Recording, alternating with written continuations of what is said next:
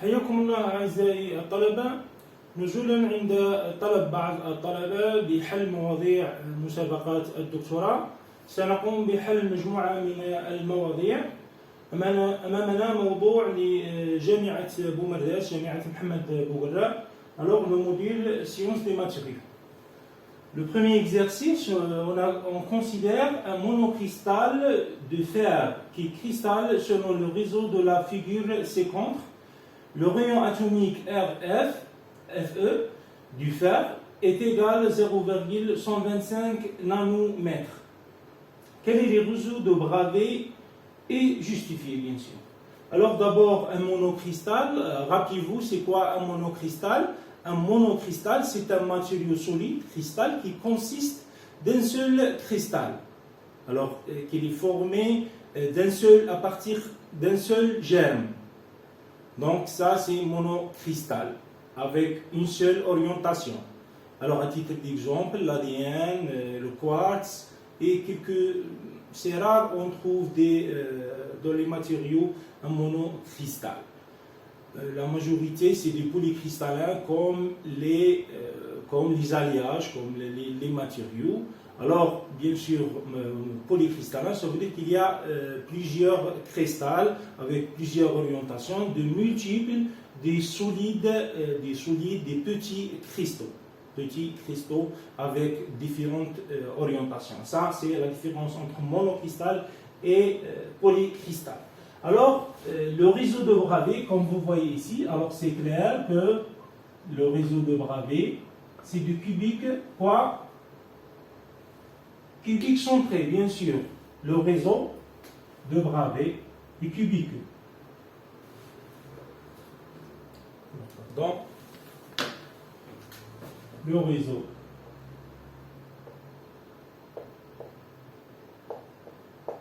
de Bravais et cubique.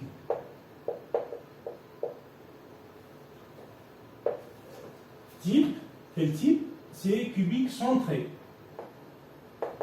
CC. Ou bien quoi? BCC.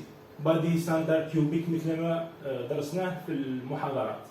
Alors, justifié, puisque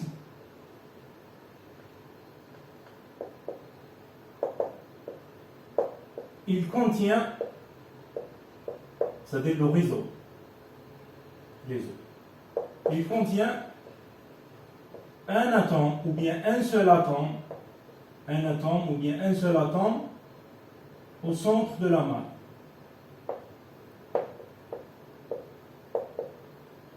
Ça, c'est la première question, donc c'est facile.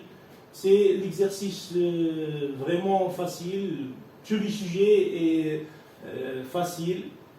Donc, la deuxième question, représenter les cubes des plans 2, 3, 0, 1, 0, 2 et 1, 2, 3.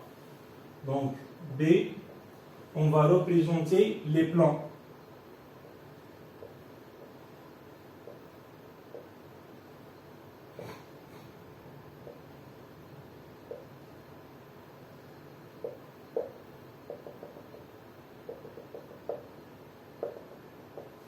Alors, le plan, donc vous voyez ici le plan 2, 3, 0, 2, 3, 0. On a dit que c'est les indices de Miller, on va inverser, ça veut dire que nous avons, selon X, nous avons 1 demi et Y, intersection à 1 tiers et Z à l'infini. Donc X est 1 demi ici. Y est 1 tiers ici, et Z jusqu'à l'infini, ça veut dire qu'il est quoi? Parallèle à l'axe des Y. Donc, ça sera comme ça.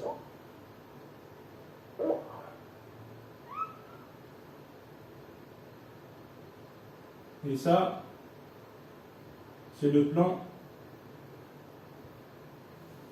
2, 3, 0. Pour 1, 0, 1, 0, 2, nous avons selon X 1, selon Y l'infini, ça veut dire qu'il est parallèle avec l'axe des Y, et Z 1 demi. 1, Y, donc ça sera parallèle ici, et 1,5 selon Z, ça sera ici. Donc voilà le plan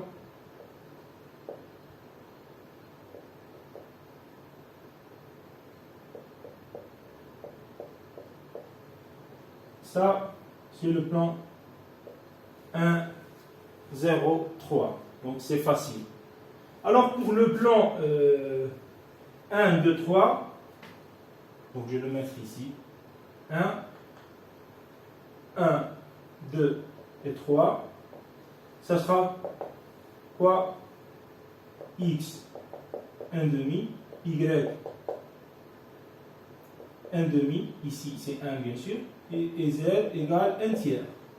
Donc ici 1,5, Y 1,5, plutôt 1, 1,5, et 1 tiers, oui le 1 tiers c'est ici.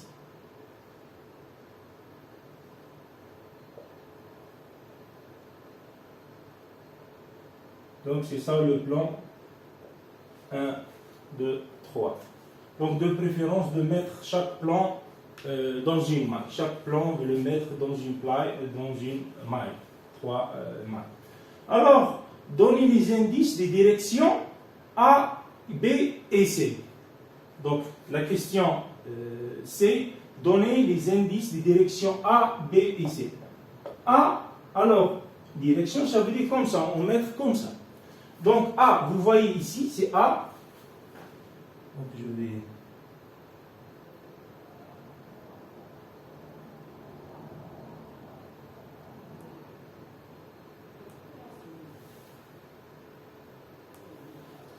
Alors voilà, A, c'est comme ça.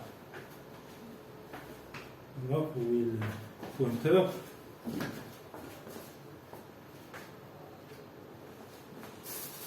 Alors, où est le pointeur? On va trouver le pointeur. Voilà. Donc, vous voyez ici, voici le repère. Donc, ici, c'est moins 1, 1 et 0. Vous voyez bien Z, n'est haut, n'est bas. Donc, moins 1, 1, 0. Moins 1, ça veut dire 1 bas, moins 1, 1, 0. Pour la direction B, alors comme vous voyez ici, nous avons moins 1, alors on marche comme ça. Moins 1 aussi, et 1. Moins 1 et 1. D'accord? Alors ça, c'est pour la direction. La question suivante. À l'intérieur de la maille élémentaire du fer, représentez un système de glissement, un plan et une direction, et donnez les indices du plan et la direction dessinée ici. Donc, justifiez. Alors, plan de glissement. Question D, plan de glissement. Le plan de glissement. Alors, comment justifier? D'abord, on a dit c'est quoi le plan de glissement? C'est Mustawa al-Inzila. Alors, le plan de glissement, c'est le plan de plus grande densité atomique et surfacique. Donc, la plus grande densité, donc un système de glissement, est composé d'un plan de plus grande densité atomique et une direction de plus grande densité atomique concernant, donc, comme vous voyez ici, donc le plan le plus dense, bien sûr, au cubique face centrée, c'est ça. Donc, puisque nous avons un atome ici. Donc, c'est ce plan-ci ou bien ce plan. Donc, voilà le plan de glissement et le plan de plus grande densité atomique. Alors, surface et surfacique et linéaire. Donc, plan et direction. surface et direction. Surface et direction. Donc, ici,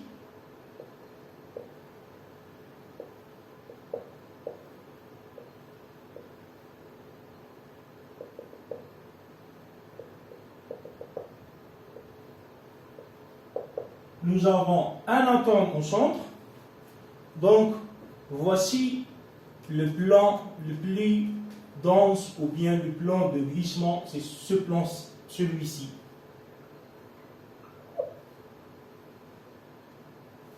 D'accord? Et la direction, cette direction. Alors, le plan, celui-ci, ou bien celui-ci aussi, c'est la même chose. Donc celui-ci, ou bien celui-ci, incliné ici, comme ça. Et ce plan-là.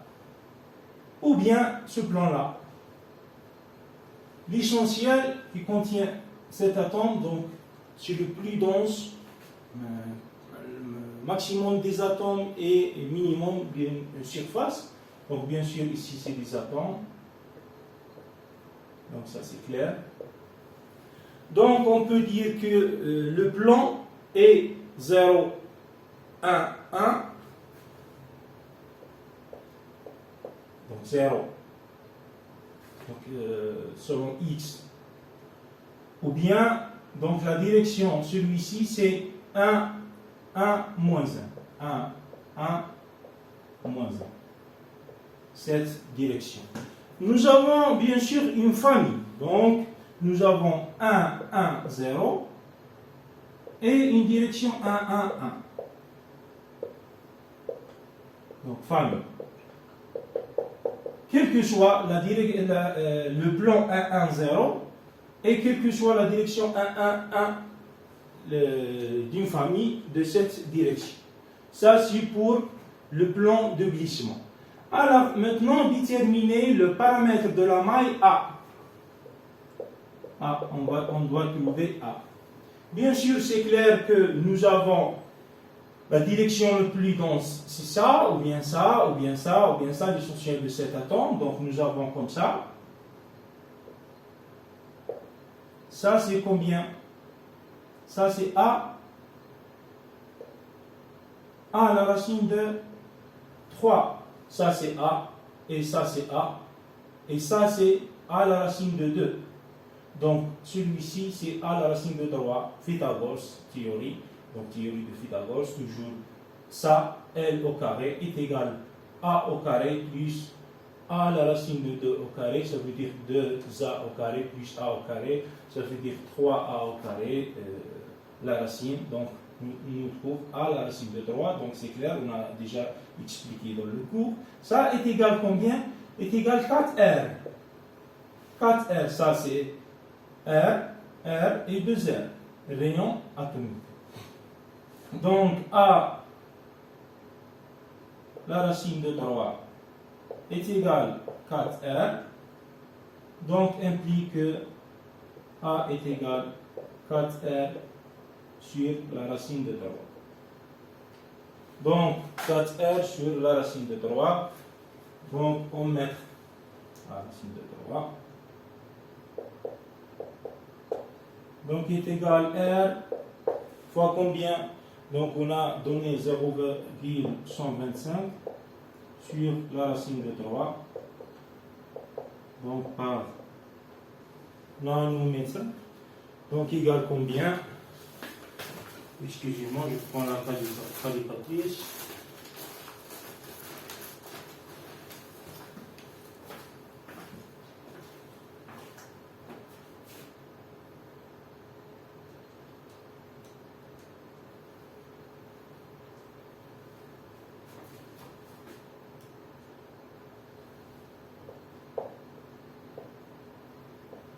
Normalement, vous trouvez la valeur de 0,289, c'est le rayon de plutôt le paramètre de cette maille.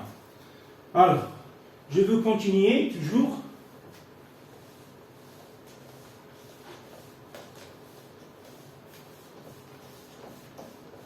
Maintenant, la question suivante, calculer la densité surfacique en nanomètres sur le plan de glissement et la densité linéaire bien sûr en nanomètres moins 1 et la longueur de la direction. Donc F, la densité surfacique de plan 0, 1, 1. Donc je ne suis pas obligé de mettre 0, 1, 1, n'importe quel plan. Donc c'est le nombre des atomes sur la surface de 0, 1, 1. Nombre des atomes, nous avons 1 quart fois 4 plus 1 plus 7 atomes. 1 quart fois 7 atomes. Donc ce sera comme ça.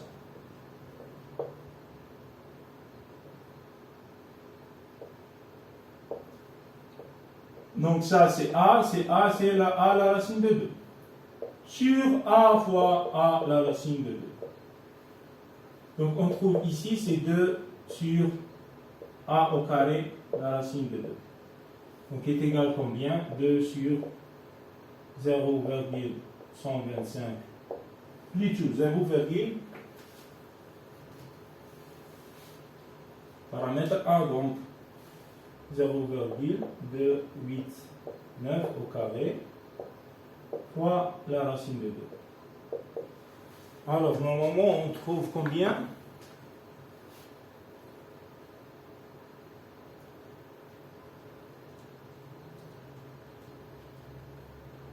0,89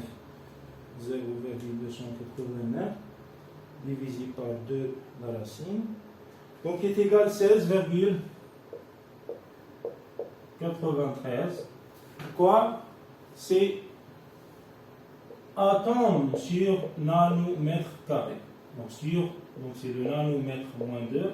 Donc atome, combien? C'est l'atome. Atome sur nanomètre carré. Pour la direction, c'est la même façon. Donc on prend cette direction ou bien cette direction. Donc voilà cette direction. C'est la même chose. C'est combien? C'est 4R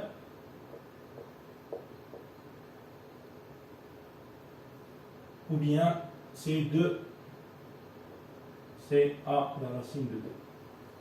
La densité est égale combien? Combien d'atomes ici? C'est 2. Nombre des atomes sur la longueur de la direction 1, 1, moins 1. 1, 1, moins 1. Donc nombre des atomes ici égale combien? Nombre des atomes ici 2. Nous avons 2 atomes sur la longueur A la racine de 2.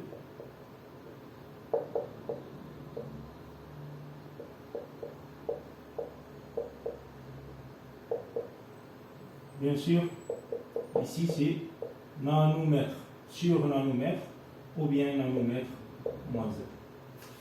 Donc on trouve. Pardon, c'est la racine de 3. Vous voyez bien, c'est diagonal. Pardon. À la racine de 3. C'est diagonal. Celui-ci, c'est diagonal. On a dit que c'est à la racine de 3, ici. Cette direction. Donc, c'est à la racine de 3. Plutôt 2 divisé par 0,289 divisé par la racine de quoi? La racine de 3. Donc, on a trouvé 4 atomes. Donc, vous voyez qu'il y a 4 atomes dans cette direction. 4 atomes fait 1 nanomètre. 1 nanomètre, on trouve 4 atomes. Donc, ça, c'est pour le premier exercice. Donc, c'est facile, c'est très facile, cet exercice. Alors, pour le deuxième exercice, on met maintenant l'exo 2.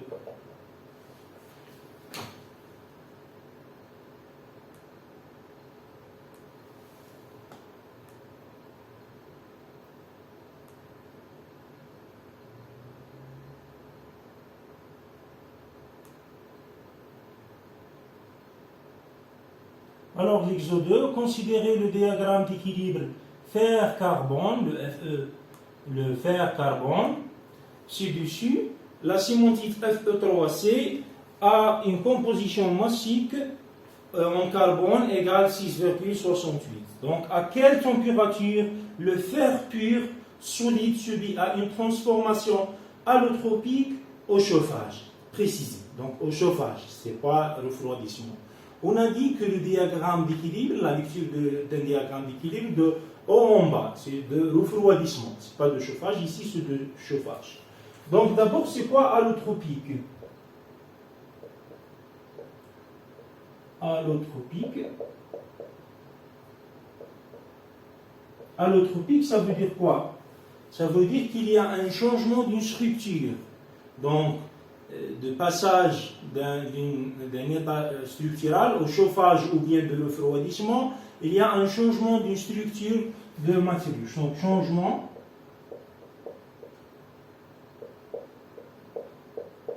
structure cristalline. C'est-à-dire, par exemple, le fer de alpha vers plutôt le de CC, cubique centré, à cubique à face centrée. Par exemple, le tétane de cubique à face centrée à hexagonal, hexagonal compact, etc. Donc c'est ça allotropique, ça veut dire qu'il y a un changement de structure cristalline. Alors, la première question A, c'est quoi? À quelle température de fer de chenille subit à une transformation allotropique précisée? Vous voyez bien à quelle température, ou bien des températures. Donc, on va voir le diagramme d'équilibre. Oh là là. Voilà. Comme vous voyez ici, donc nous avons une transformation allotropique. Donc, il y a un changement à 910 degrés.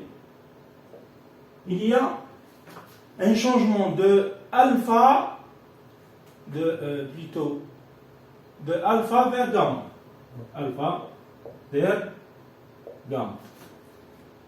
Transformation allotropique. Ici, de CC, CFC. CC, cubique centré, cubique à face centrée. Donc, et l'inverse, nous avons à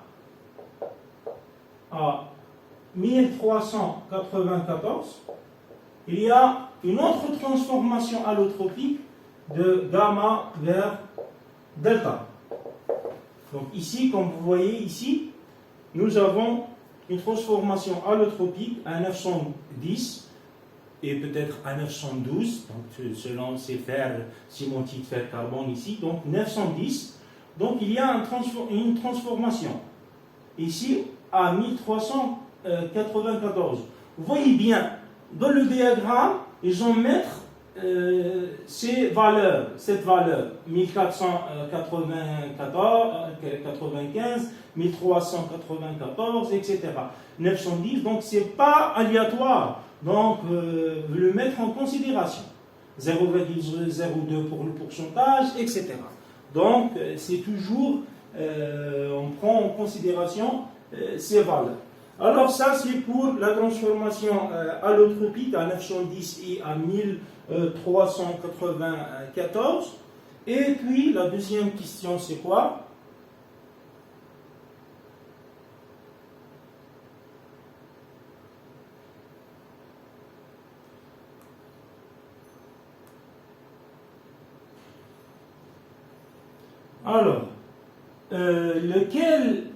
Alors, le changement de phase se produit au cours de transformation allotropique. Un alliage de fer carbone contenant 0,6% de carbone est refroidi à l'équilibre, à l'état liquide, jusqu'à la température ambiante.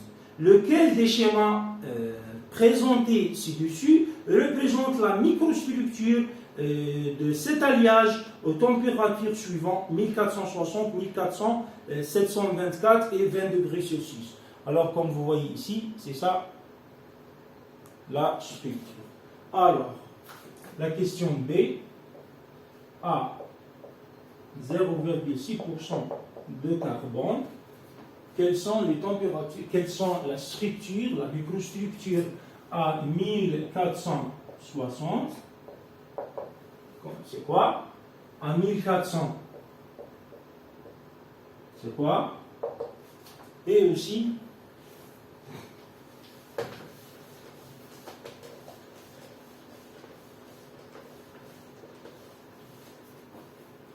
à 1400, c'est quoi?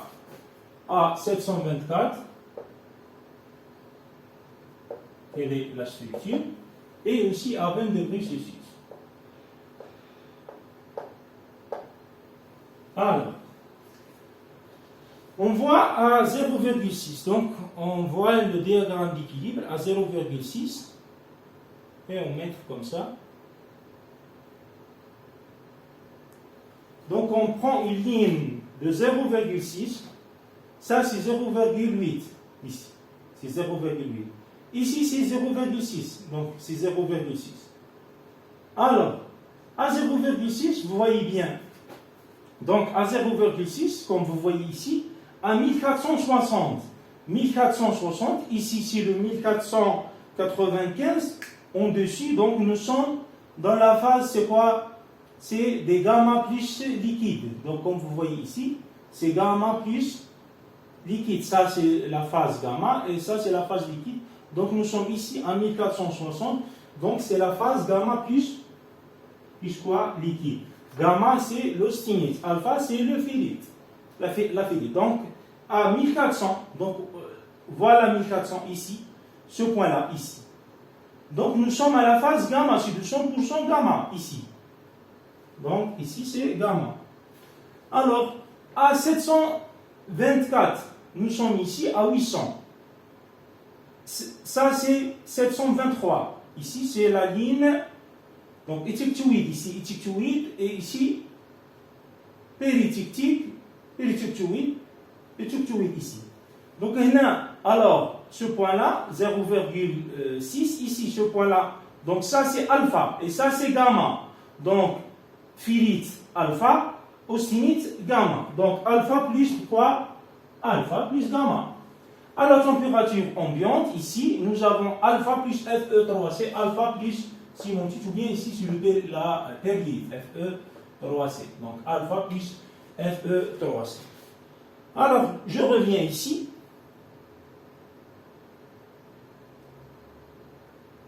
Comme vous voyez ici, nous avons c'est le E, gamma plus liquide, c'est E. Donc gamma plus liquide, c'est E. Gamma plus liquide. Donc c'est E. Voyez bien. Ici, gamma plus liquide. Voici gamma austinite. Et ça, c'est liquide. Alors, voyez bien, c'est quoi ici? C'est de perlite plus liquide. Perlite plus liquide. Ici, c'est quoi? C'est de ferrite, 100% de ferrite. Ici, c'est 100% de l'austinite. Ici, c'est alpha plus gamma, c'est de l'austinite. Ici, c'est de l'austinite plus liquide. Ici, c'est le ferrite plus l'austinite, avec pourcentage différent ici. Ici, nous avons beaucoup d'austinite et ici, nous avons beaucoup de ferrite. Ici, donc, c'est ferrite plus perlite. Ici, c'est la même chose. Donc, nous avons ferrite plus perlite, mais il y a beaucoup de perlite. D'accord? On verra 70% de perlite. Alors, à 1400, c'est le C, c'est gamma, c'est de 100%. Monophase, c'est C. Donc, nous avons que l'austinite gamma.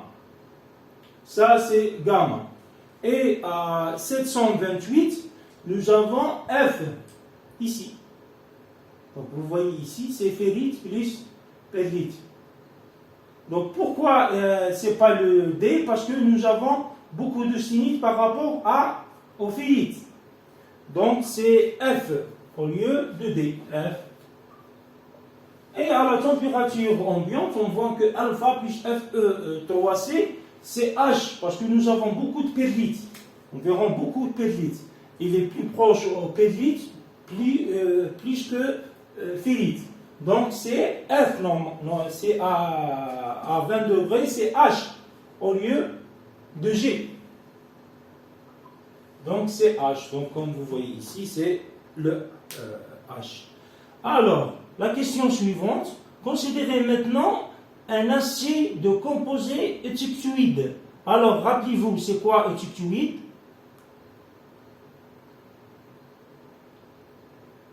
Rappelez-vous, c'est quoi étyptuide? C'est 0,8% de quoi? C.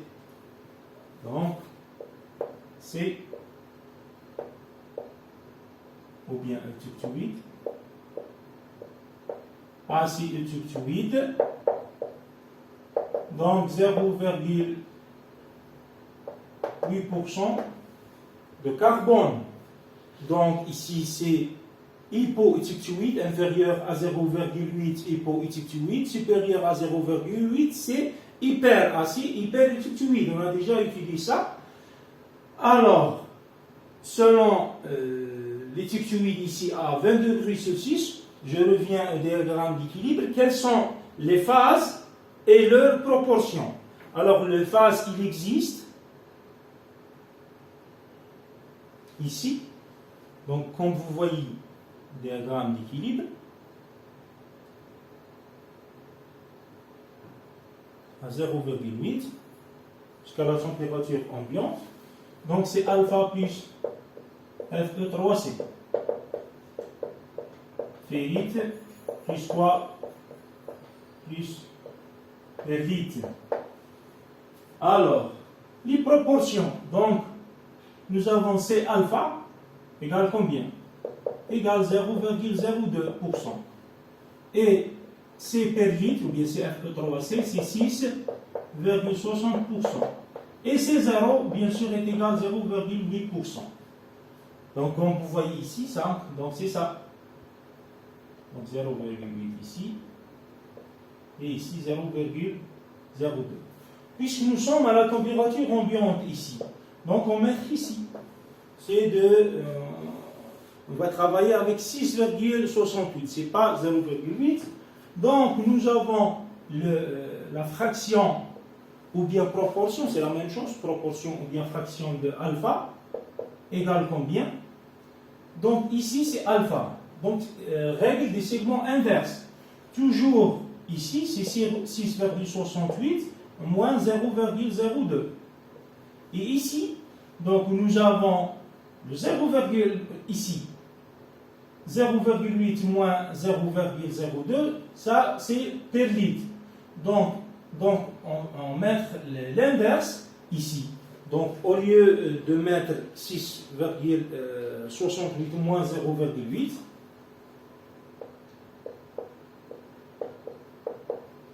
on va le calculer plus tard. Et le Fe3C, soit 1 moins Fe alpha, F les alpha, ou bien, toujours ici 6,68 moins 0,02, et ici, on met l'inverse. Pour Fe3C, c'est 0,8 moins 0,02. D'accord? 0,08 moins 0,02, on va trouver ici. 6,68 moins 0,8, sur ça, on va trouver la proportion de alpha. Donc ici, Fe3C, proportion égale combien? F alpha égale combien? Alors, 6,68 moins 0,02. Dites 6,68 moins 0,8 divisé par. Donc, on a trouvé 0,88. Donc, 88,28. 88, combien? 28. 28%. Et Fe3C, c'est normalement l'inverse, moins 1,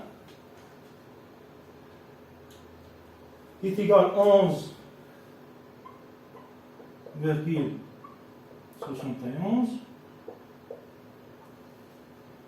Ou bien, je mets 0,8 moins 0,02 divisé par. Donc c'est la même chose, 11,71. Donc ça, c'est les proportions qu'on a trouvées. On a trouvé 11,72. Ça veut dire qu'il y a une proposition. La majorité, c'est de la ferrite alpha. Alors, la question suivante.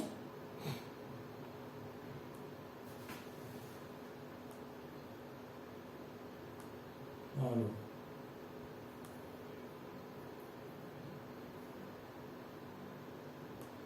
Quelles sont les températures donc, de début et de fin de solidification de cet acier?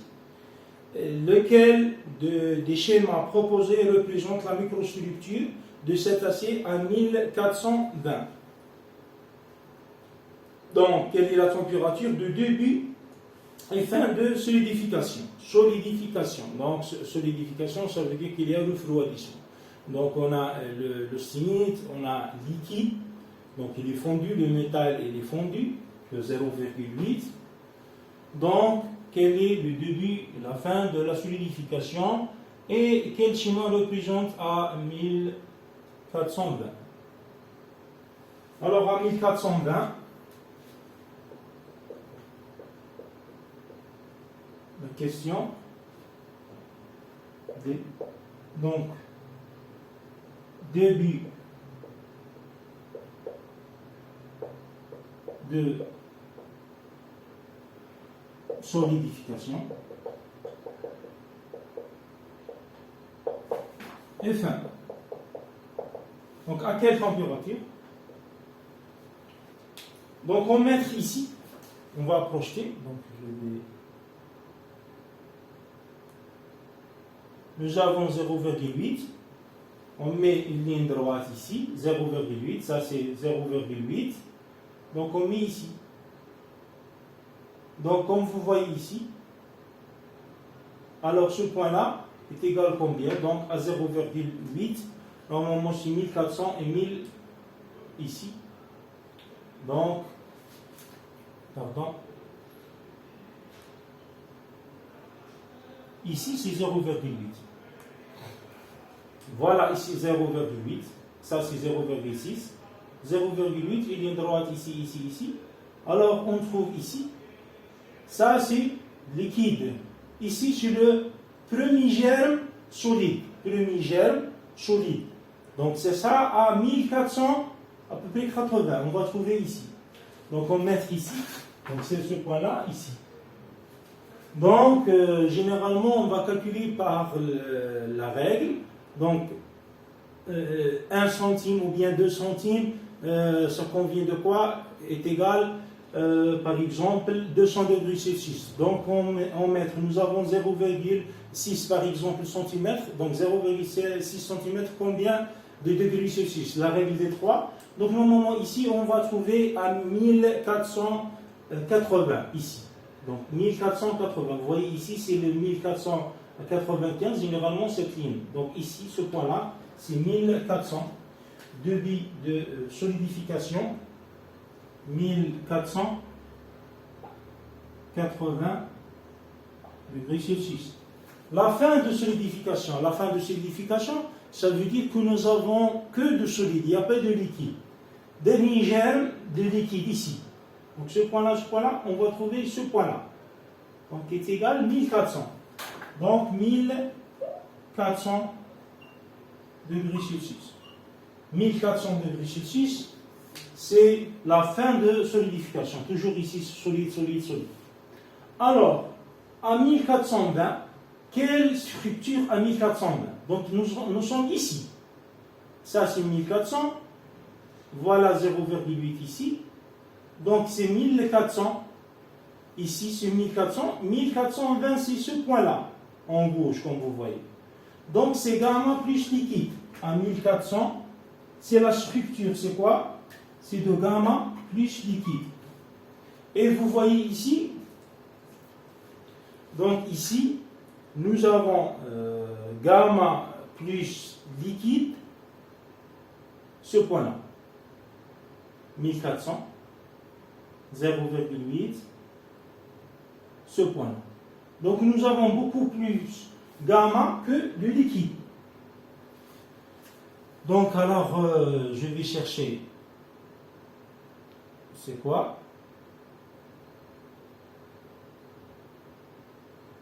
Donc vous voyez ici, la structure, c'est le gamma plus liquide. Donc ici, c'est le E. Alors ici, c'est E. Parce que nous avons la phase gamma plus liquide. D'accord? Et c'est ça la question E. Donc on va passer à l'exo 3 et les questions QCM. Je vais répondre aux questions.